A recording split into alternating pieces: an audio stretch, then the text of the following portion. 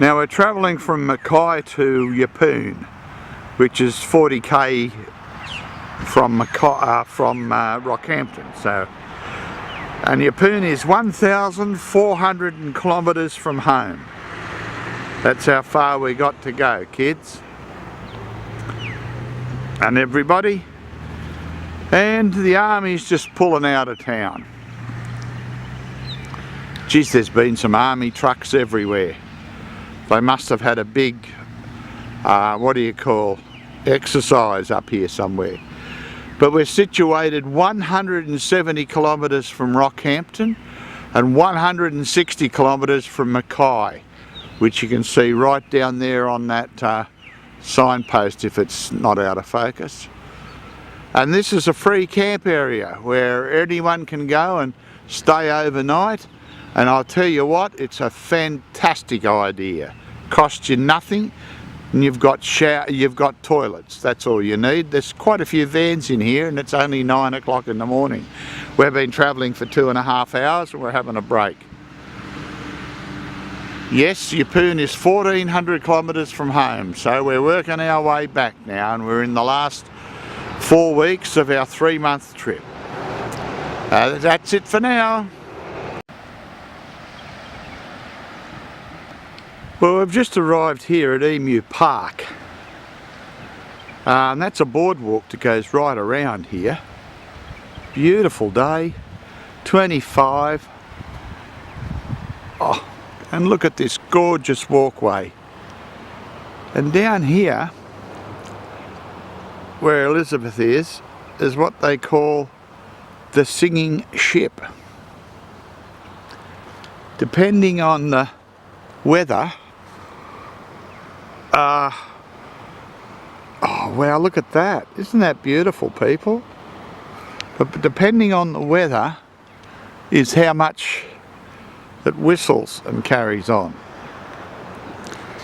We'll go and check it out, eh? See if it's whistling. Yeah. Okay, this is a singing ship I was telling you about, but it's not singing today. It's rather quiet. But the view is spectacular. As far as you can see, look at these islands out there. All over the place. Islands everywhere.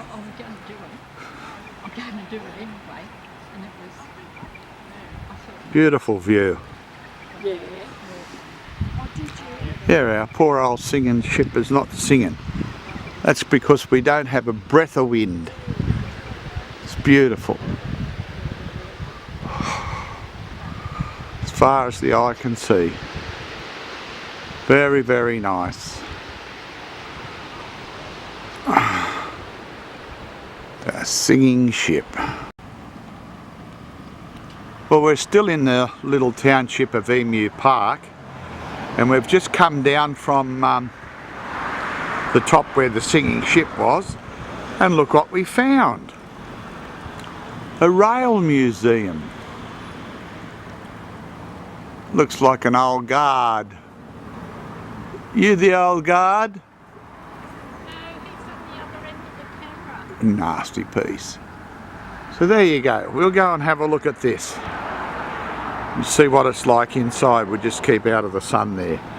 So we'll go in and have a look at this old rail museum, shall we? Obviously people didn't get a lot of clothes during the war.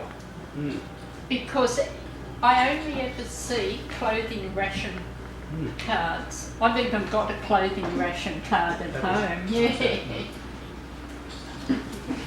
Now that's one place you didn't want to be, in the prisoner's dock. As soon as you finish, we're going to go home. Oh, as soon as we finish, kick us out. No. You want to kick us out? Yes, I noticed. Well, we better get going. Have a look around here, so we can get in and do this before we... We'll go and have a look. I'll take video of the trains. Look what I found.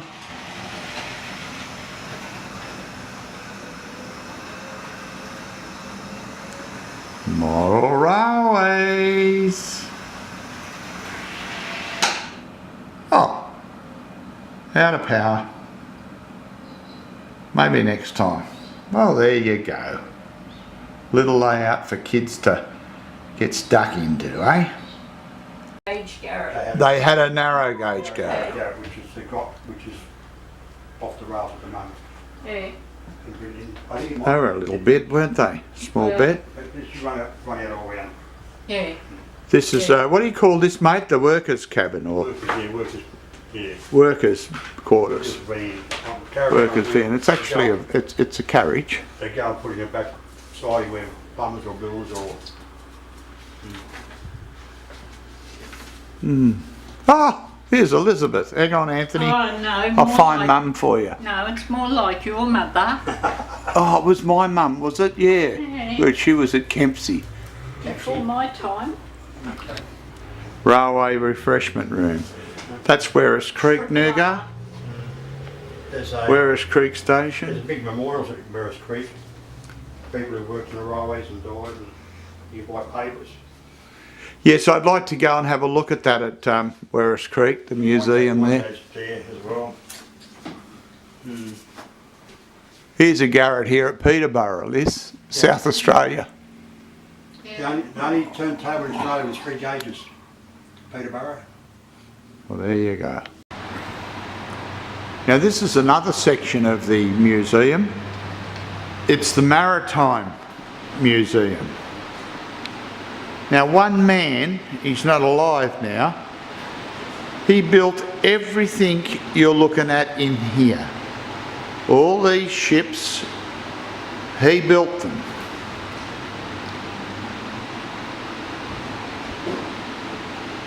All of these ships.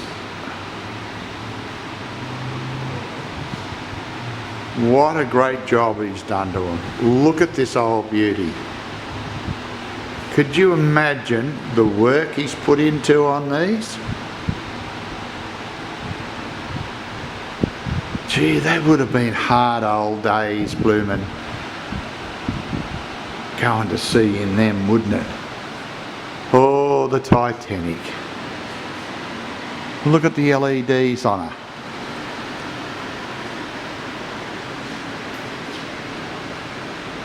The Titanic. Not a bad replica at all. And we've got some... Oh, Evans Head.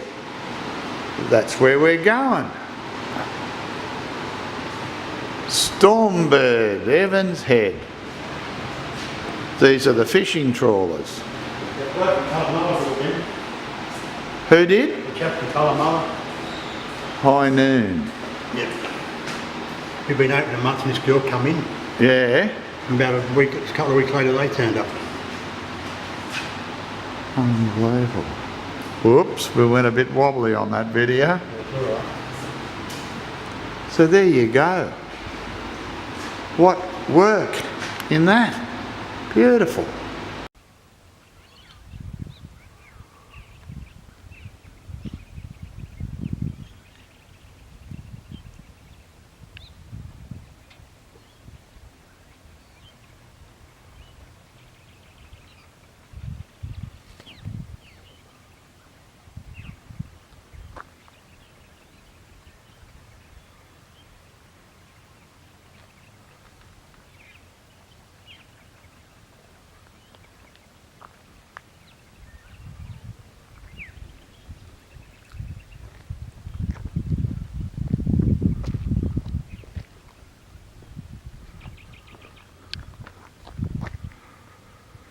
Well, there you are, people. The sign says it all. We are waiting to go to the crocodile Karana farm. This crocodile farm is the only one of its kind in Australia. It was commenced in 1981. I don't know whether I should be wandering around out here. I look for crocs everywhere. It commenced in 1981, some 30 odd years ago. They caught their first few crocs themselves because they didn't have any in captivity then days. And from then they bred. That's not a croc's head there, is it? You know how far they can jump. Sure that's not a croc's head? No. These are just like swamps here. I bet there's some crocs in there just the same. And we're just waiting to go to the crocodiddly farm. So let's push on.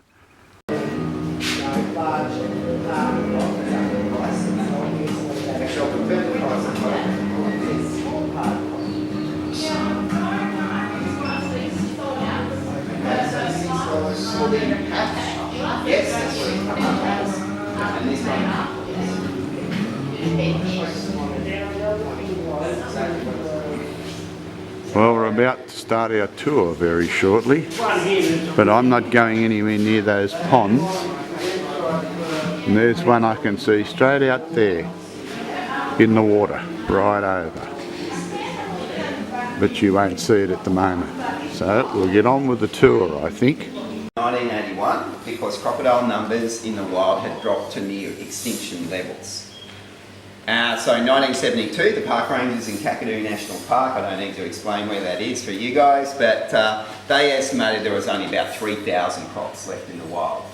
Which sounds like a lot, but it's not, because we've got 6,000 or 280 acres and Kakadu's 20,000 square kilometres. So it's a big difference. Anyway, the federal politicians took note and they brought in $80,000 fines and up to 5 years in jail if you were caught killing, removing teeth, skulls, eggs and so on like that. This stopped the mums and dads with guns and boats, but it didn't stop the black market. A better idea was needed for that, and this will partially answer the question that someone asked us before. And the most valuable commodity with the crocodile is the leather. It's worth a lot of money. The big fashion houses, Louis Vuitton, Gucci, bigger names than that, they buy it. And they buy it for a lot of money, as we'll talk about later. But the black market was turned on its head because they now have to buy farmed crocodile leather, not crocodile leather taken from the wild. And that's the whole trick. And so because of that, crocodile numbers in the wild have recovered to the point now where the latest estimate is 1/3 crocodiles in Kakadu National Park, maybe 500,000 across northern Australia.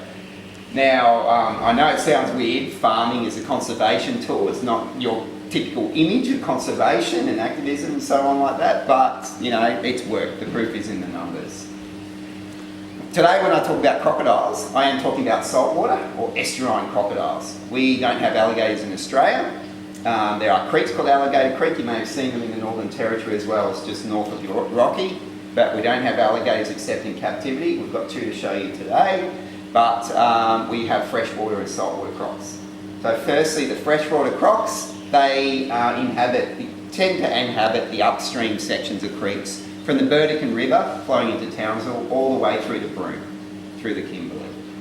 Now they are beautiful, 3.5 metres long, they've got a long narrow snout and they have even shaped and sized teeth, which saltwater crocodiles don't.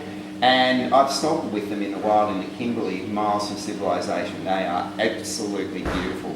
But if you snorkel with a saltwater crocodile, it's going to be the last time you snorkel. Because the saltwater crocodile is the most dangerous reptile on the planet. So with the saltwater crocodiles, you get them as far as the Mary River. There are still crocs in the Mary River. So from Fraser Island all the way through to the Kimberley.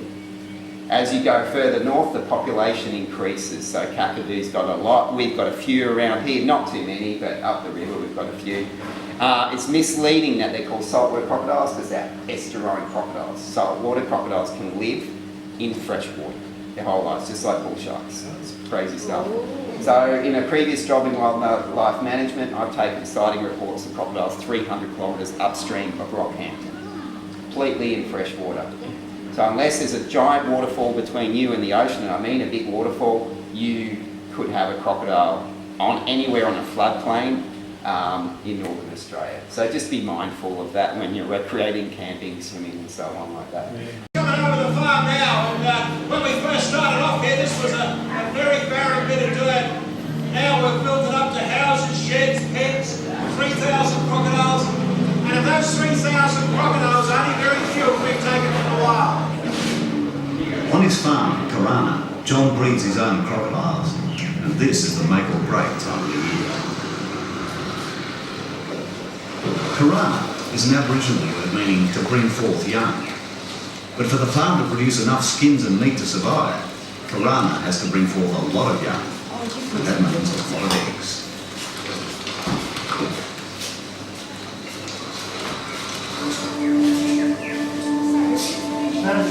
This is the heart of the farm. This is where all the magic takes place. Inside that egg is a baby growing. That baby could be male or female. I can tell you now, it's probably male. Because we can predetermine the outcome of these eggs. It's all determined by temperature. No guesswork here for croc farmers, or luck. They make their own. By adjusting the temperature of the incubator, John adjusts the gender of his hatchlings. We've set the incubator, actually runs at an average of 32.5. That'll give us 80% males and 20% females.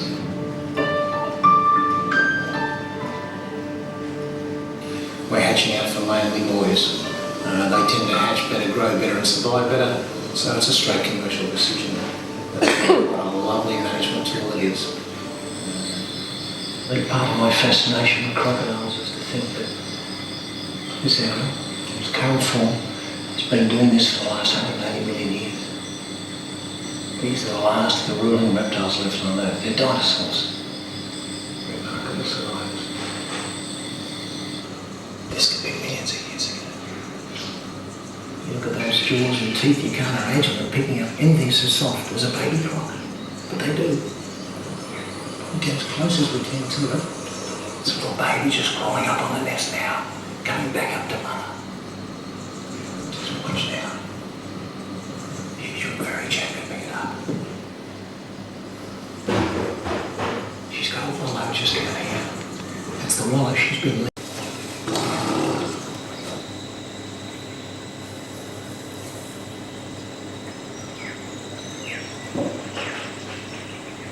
Oh, it's a huge nest.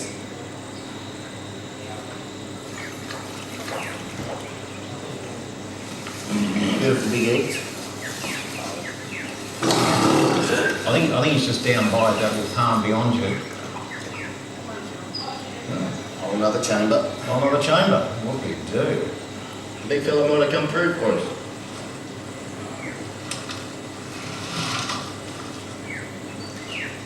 If he does come up, you pass the bucket to me before you run. Yeah.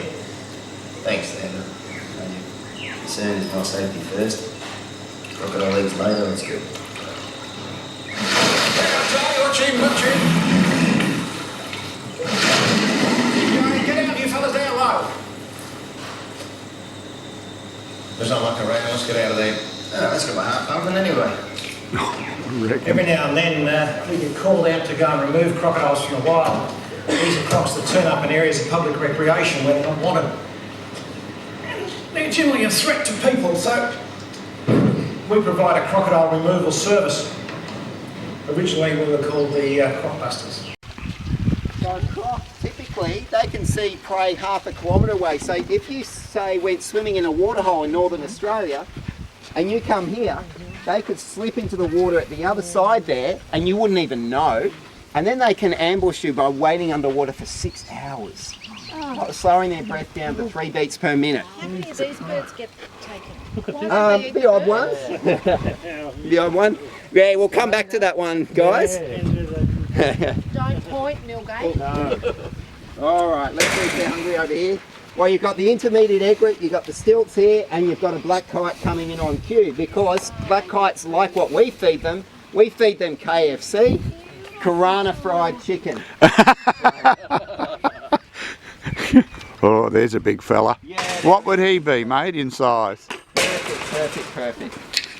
Yeah, no, so the birds do get taken sometimes. If you think about the Northern Territory, all the magpie geese that come in, millions of them, they are one of the food items of the crocodiles. Their favourite food, in fact, in the salt water, if they're living in the salt water, is mud crabs. But we don't feed them mud crabs or we be broke. We get our chicken from a farm at Mount Morgan, it's their waste, and we use it again. So we're reusing an animal, just like we use as much as we can of the crocodiles. Now, we've got a crocodile here, there's another one whose head is in the water there, and the one over there. Can anyone tell me whether this is a male or a female? I reckon it's male because it's big. All right, any takers on females? No. Yep. No idea. All right, so we've got a divided crowd. How can you tell? Well, female saltwater crocodiles grow to a maximum length of 3.5 metres. Anything bigger than that is a male. Now he's about 3.5, 4 metres. I know he's a male because his name is Casanova. And Casanova's job is to entertain his 14 ladies over the summer months and then to rest over winter so he can do it again over the next summer. For the lady who came in late, crocodiles, when the fashion houses buy crocodile leather, they've got to buy leather from farmed animals. So we need the eggs. We need them to be fertile, so to speak. Now, what if the crocodile's 3 metres long? What if it's that size over there? It hasn't grown up to be him. How do you know if it's male or female? Here she comes. Yeah, she's... Is it something about the pointy bits on the tail? No. It's part of the induction process on the farm. It's called the wet finger test. And we wet our finger, put it into the cloaca, the hole, and feel for the bits. There is no other way of telling. Now, the guy in the pub may tell you that's a 3 metre male. If it's guarding a nest, you know it's a female, but otherwise you don't know. So the only way to tell is to do that. And if he's missing 2 arms and 2 legs, he has tried. That's for real. And if he hasn't tried. Let's give her something. I know he's hungry, but let's give her something. There you go. Now, as they grow longer, they grow broader. So he is vastly bigger than his females. So that's one thing you can notice as well. She goes straight back in the water. Yeah, they feel comfortable in the water. Here comes a white-bellied sea eagle, because the white-bellied sea eagle feeds every few days, just like the crocs. The crocs go up for several months without feeding. She's hungry today. If they're hungry, they'll let us know. Yeah, they eat as much as little as they want. One thing they do need to do though is crocodiles are cold-blooded animals. You want something, Casanova? If you're going to come up, there you go. I'll deliberately pull that there so he'll come up. Yeah, he's definitely keen. Crocodiles are cold-blooded animals. It is winter at the moment, even though you wouldn't know it. But the nights are cool. So at night they'll be in the water where it's warmer than the air temperature, and then during the day they need to warm themselves up. Now they need to get their temperature. Whoa, she went for you, not for the Chicken. It's back there, young lady. But you saw how quickly she moved. Oh yes. Yeah. And So this did I. is winter. They are fastest and most active at night in summer. At night is when they breed and feed and attack each other and so on like that. But they are opportunist predators, so they'll still eat during the day and they'll still eat in winter. Yeah, she knows where it is. She can smell it. Better than us. Yeah. Now, while everyone's having a good look, notice her snout is sort of triangular. Nearly there. So close now. See how it's triangular and a bit knobbly? When we see our American alligators later, commit this to memory. Yeah. And you'll be able to see the difference between the two. Where the American alligator is completely different now. So you only feed them chicken. Why don't you feed them other sorts? Well, we've got the water's so clear you can see him, but often you can't see him there. So let's just see how he reacts, and bear in mind it is winter, not summer. Holy bloody hell. And look at the size of him. Did you guess he was that big? Way back there. My goodness. Yes, he will lift his head. All right, while we're doing that, would you be surprised to know that there's a second crocodile there? Yeah. Where? Yeah, you're right. See, guys, you're on a farm, but what happens if you're recreating in northern Australia? Would you be aware, looking at the water closely enough to notice that? Don't think so. I'm trying. Yeah. But what I didn't realise, the tide had come in. I'd actually wade through water. Oh, God, yeah, no. We've all done crazy, dangerous things. Now, one final thing I was going to say here, and Fat Bill's great at demonstrating the ambush thing, is they stalk their prey. So if you are going down to the edge of the water at 9 o'clock each morning to launch your kayak or wash your dishes or something, they watch that. And they'll watch you and they'll go, okay, yeah, they're doing this today. Oh, next day they're back, same time. Third day, chances are they're there waiting for you. Yeah.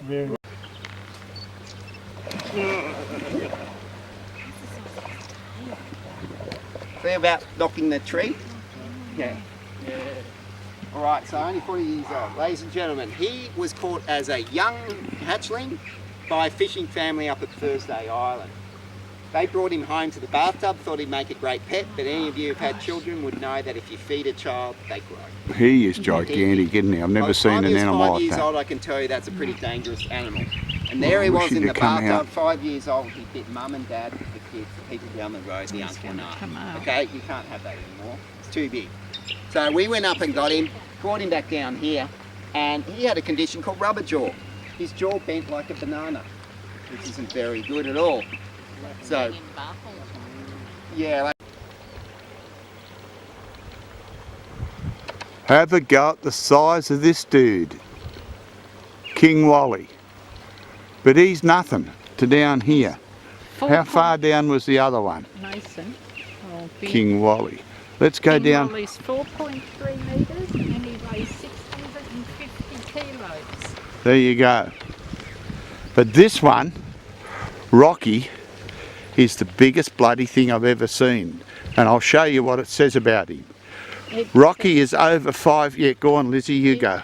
Rocky's over 5 metres and he weighs 850 plus kilos. Now let's see if we can get him. His girlfriend's name's Mrs. Robinson because he was brought up in a bathtub, and when he came here they put a girl in with him, and he did not know what to do with the girl, so he killed her. So then they brought Mrs. Robinson in and he had a go at Mrs. Robinson, and then she just bashed him for 6 hours straight and he gave up, and now he's happy little Vegemite with Mrs. Robinson. There you go. Yeah. He is soft. Yeah. Oh, he's having a stretch. Are you his yoga teacher? No, I thought he was going. We need a yoga teacher for him. What are you going to do? What are you going to do when Harley gets bigger? Change yoga teachers. Hang on, I'll just take a photo. Okay. This is Rockhampton Heritage Village. It's Heritage Village. Oh, you're an idiot. Well, let's go. Hopeless. All right, let's go and have a look here. It says experience the pioneer, the era of the pioneers in Queensland. Well, there you go. How's that sound? Sounds bloody good, so we'll go and have a look and see what they lived like in those days. Looks like that's the family car down there. Oh, what a shame there's no water in here. Toilets, that's what I'm after. Sorry, dear. Small family. Very short. Dry creek beds. All right, let's go and look where we're going to have lunch today. Somewhere around. Well, look at them beautiful tables. I'll put her in those chains there in a minute, eh? Okay, let's go.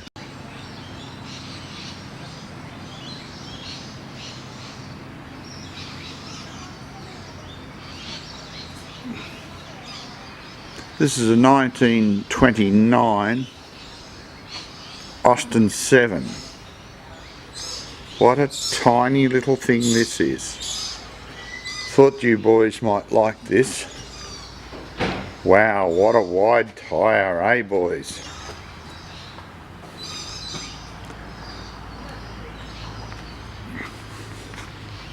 That's a great way of transport.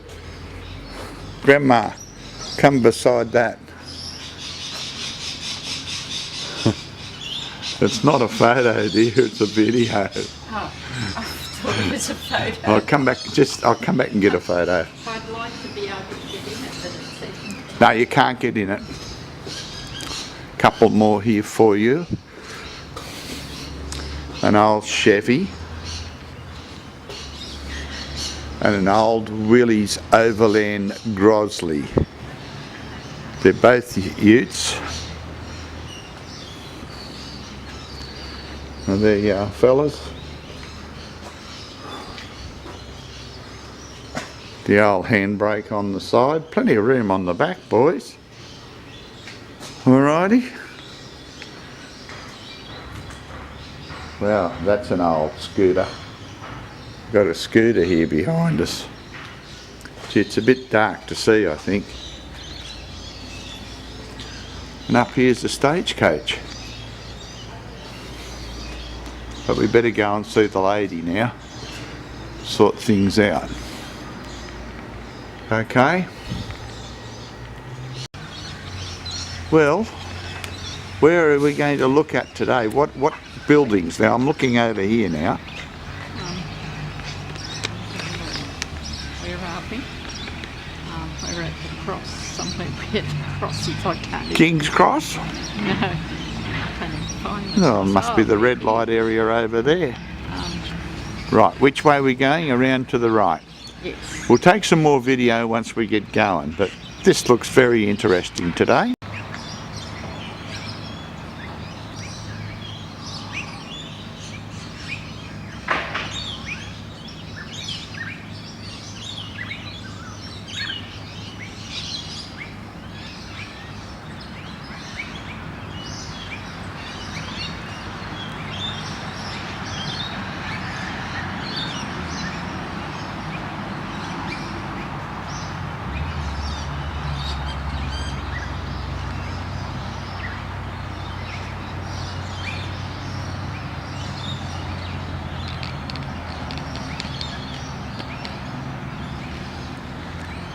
Horses.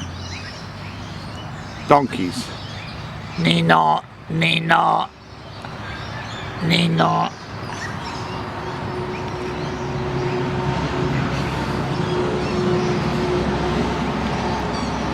Nino, Nino, Nino.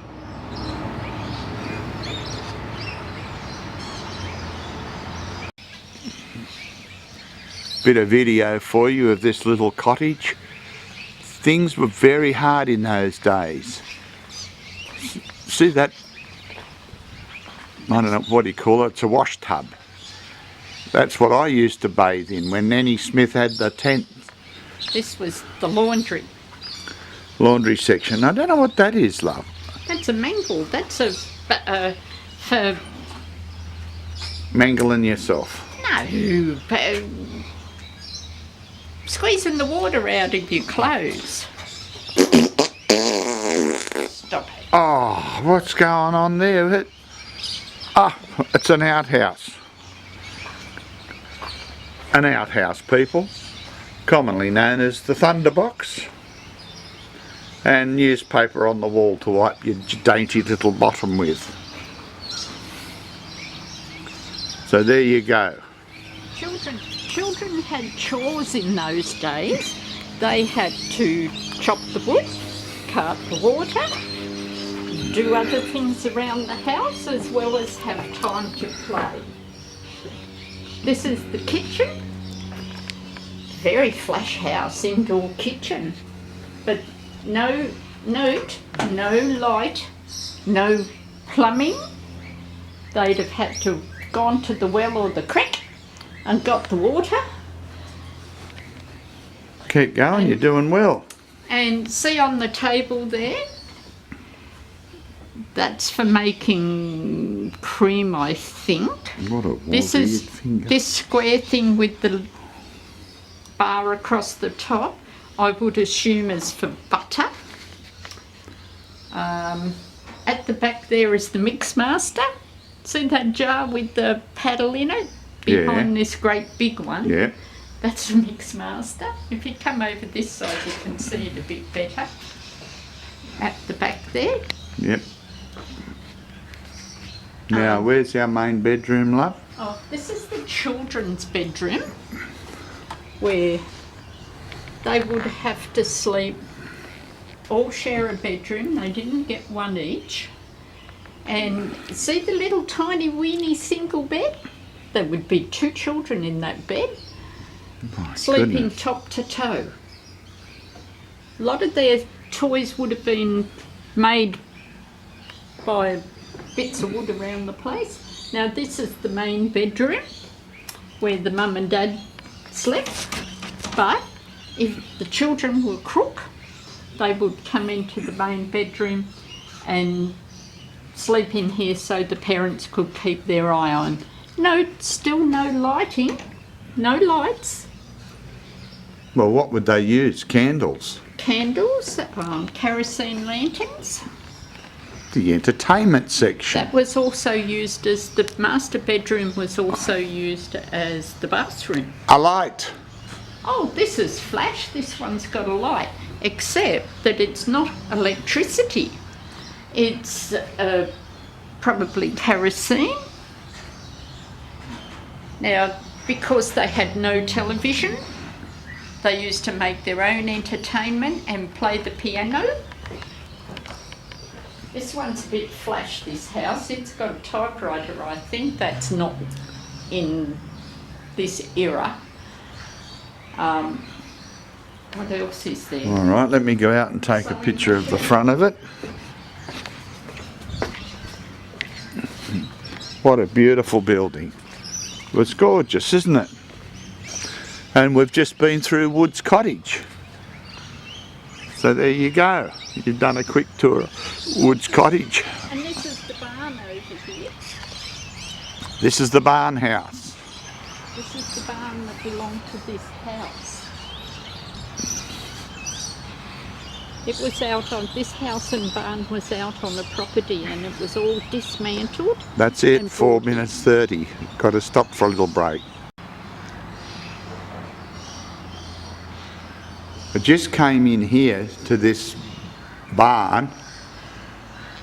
Incredible how they made them in those days. And I thought, just got to show you the video of these tractors. I can't go without videoing them. Oh, they're unbelievable. This is an old Major diesel powered, okay, DeRosie. David Brown Cropmaster, a president. This old fella is an international harvester, Alice Chambers. This is a McCormack Deering. Beautiful tractor, look at that. An international harvester, farm haul. And of course, in my day, there was heaps of the old Massey Fergusons. A brilliant tractor in their day. Of course, it's a Deere now. And of course, a Bulldoggy, named after my friend Bulldog. Made by G.O.W. Kelly and Lewis Proprietary Limited. She's a big mother of a thing, isn't it? And then when you come out here, where Mum is, this village starts to take shape. I love these old villages. Reminds me of Herberton a lot. Arnold's. And there's Superman's phone booth, isn't it? There you go. I'll go and buy a lolly. There's no, it's not open. Oh. Now, what's going on here? There's somebody lurking.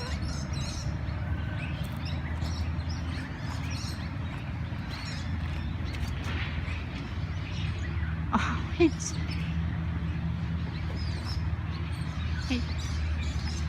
just doesn't have his cape.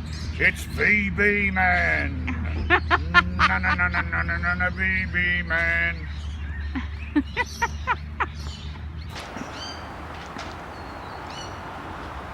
Okay, we're going inside a general hospital of its day. And this is what it used to look like. Check out the donations, the bedpan reception. Okay, down here on the right, I don't know what this was. Have no idea. This would have been a ward outside. One would imagine they had wards on verandas.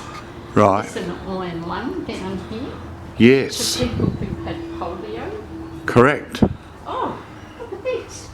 You've probably seen an iron lung before. This is for when you had a broken back or something. Yes. For turning them over. Well, I'll be blowed. So that turned over. Yeah. Huh. Well, there you go. In here, of course, is the children's ward for the little bubbers. When they had polio and all that. Little bubbers ward. And this is your general ward for patients. Here's our sister in charge. Nurses over here. Check out the old chairs in them days. What was that for? Looks like a whoopee cushion. That's for when you've got a sore rear end and you can't sit. You've probably got piles or something. There's a broken leg, get a load of the apparatus to fix your broken leg. God, she's not attractive. Okay, now we're going down the hallway. I don't know what's in here. Looks like it's the area to scrub the pots and when they have a crap. It's a bit of sterilisation. The pan and treatment room. There you go. The pan room was the central and very busy part of any hospital. I bet it would be. Oh, here's the one you'd be interested in. Look at this. The operating theatre. Ooh, you'd come in here and then all these ghastly things would take place. Imagine that shoved up your coit to clear your passage. Right? Look at those two stainless steel balls on there. Lord knows what that was for. There's gadgets in here I can't believe. That's a ball joint. When they replace your arm or leg or whatever. When you don't have Oh, there you go. And that's the operating theatre.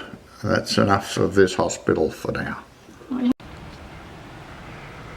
We're in the old fire station now, which is originally the fire station that was used.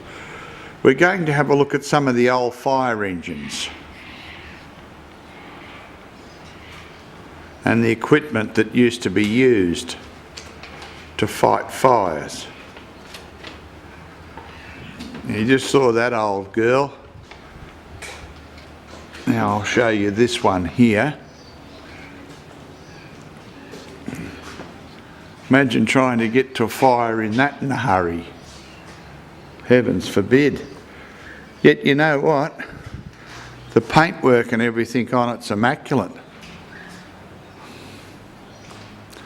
And this old girl here, when was this built, love? Is it written on there what it is? It's a replica. This building is a faithful replica. Hang on, I got the phone going. Can you answer that phone? It's Narelle while I take a video. Okay, this one here was made in 1925.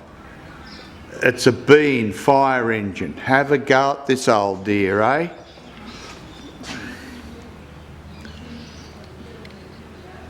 What an old beauty. And that's the firehouse in here. Okay, people? The village just seems to go on forever and ever. There's a church there where Elizabeth's going into. And that looks like a railway station down there, Caves Creek or something it is. Caves Creek? I don't know, but we're going to go and have a look. Very, very historical village. Beautiful.